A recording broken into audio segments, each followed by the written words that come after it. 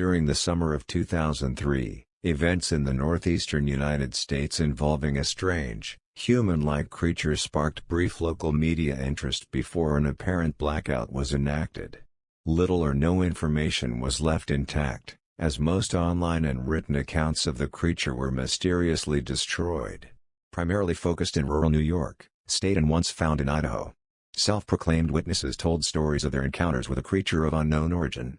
Emotions ranged from extremely traumatic levels of fright and discomfort, to an almost childlike sense of playfulness and curiosity. While their published versions are no longer on record, the memories remain powerful.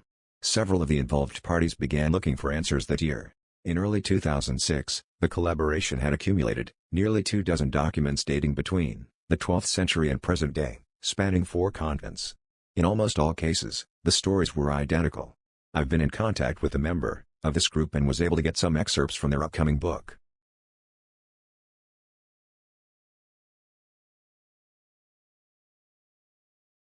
As I prepare to take my life, I feel it necessary to assuage any guilt or pain I have introduced through this act. It is not the fault of anyone other than him. For once I awoke and felt his presence, and once I awoke and saw his form. Once again I awoke and heard his voice, and looked into his eyes. His eyes. His eyes. I cannot sleep without fear of what I might next awake to experience. I cannot ever wake. Goodbye. Anyways, we found in the same wooden box were 2 empty envelopes addressed to William and Rose, and 1 loose personal letter with no envelope. Dearest Linny, I have prayed for you. He spoke your name. He spoke your name. He spoke your. I have experienced the greatest terror. I see his eyes when I close mine. They are hollow. Black. They saw me and pierced me. His wet hand. I will not sleep.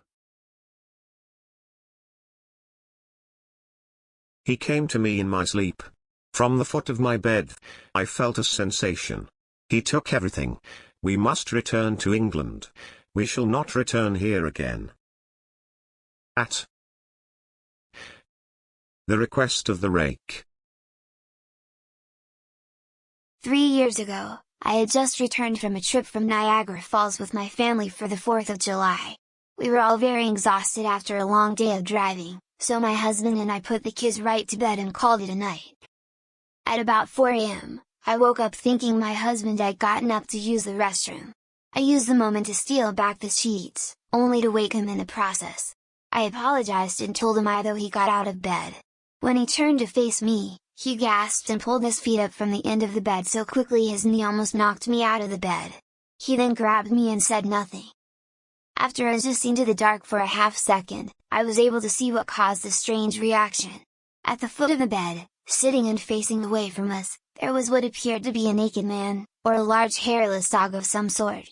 Its body position was disturbing and unnatural, as if it had been hit by a car or something.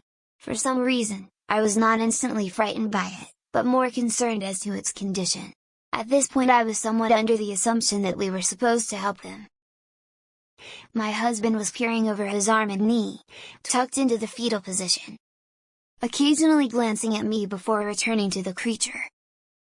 In a flurry of motion, the creature scrambled around the side of the bed, and then crawled quickly in a flailing sort of motion right along the bed until it was less than a foot from my husband's face.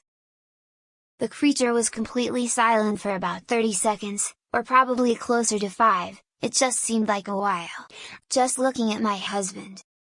The creature then placed its hand on his knee and ran into the hallway, leading to the kids' rooms. I screamed and ran for the light switch, planning to stop him before he hurt my children. When I got to the hallway, the light from the bedroom was enough to see it crouching and hunched over about 20 feet away. He turned around and looked directly at me, covered in blood. I flipped the switch on the wall and saw my daughter Clara. The creature ran down the stairs while my husband and I rushed to help our daughter. She was very badly injured, and spoke only once more in her short life. She said, He is the Rake. My husband drove his car into a lake that night, while rushing our daughter to the hospital. They did not survive. Being a small town, news got around pretty quickly.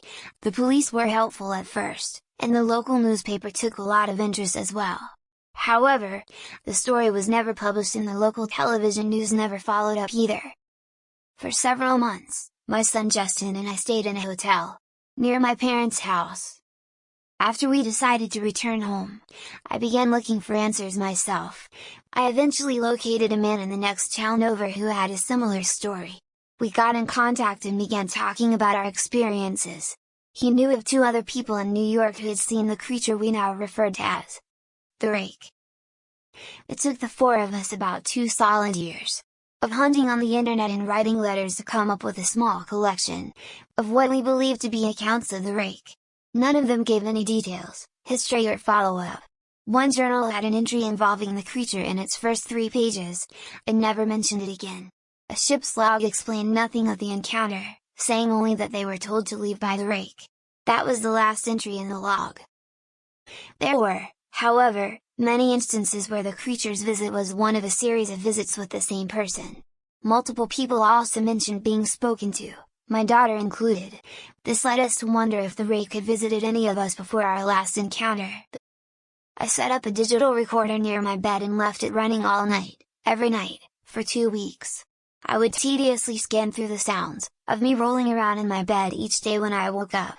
By the end of the 2nd week, I was quite used to the occasional sound of sleep, while blurring through the recording at 8 times the normal speed. This still took almost an hour every day. On the first day of the 3rd week, I thought I heard something different. What I found was a shrill voice. It was a Rake. I can't listen to it long enough to even begin to transcribe it. I haven't let anyone listen to it yet. All I know is that I've heard it before, and I now believe that it spoke when it was sitting in front of my husband. I don't remember hearing anything at the time, but for some reason, the voice on the recorder immediately brings me back to that moment. The thoughts that must have gone through my daughter's head make me very upset. I have not seen the Rake since he ruined my life, but I know that he has been in my room while I slept. I know, and fear that one night I'll wake up and see him staring at me.